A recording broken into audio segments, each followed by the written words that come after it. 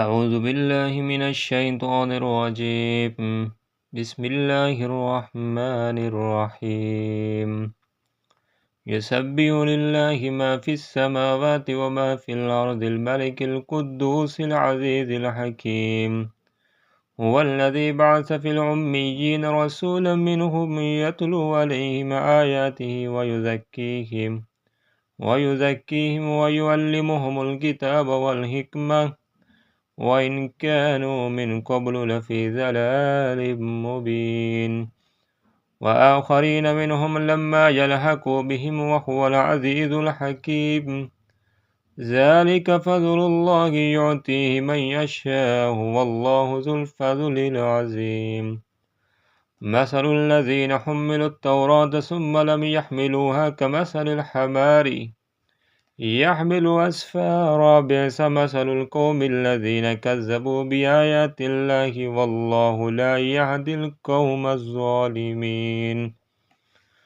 قل يا أيها الذين هادوا إن زعمتم أنكم أولياء لله من دون الناس فتمنوا الموت إن كنتم صادقين ولا يتمنونه عبدا بما قدمت أيديهم والله عليم بالظالمين.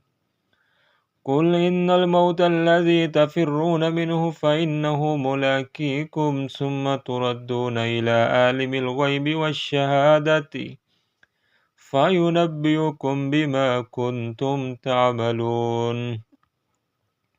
يا أيها الذين آمنوا إذا نودي للصلاة من يوم الجمعة فاسعوا إلى ذكر الله وذروا البيع ذلكم خير لكم إن كنتم تعلمون. فإذا قضيت الصلاة فانتشروا في الأرض وابتغوا من فضل الله واذكروا الله كثيرا لعلكم تفلحون.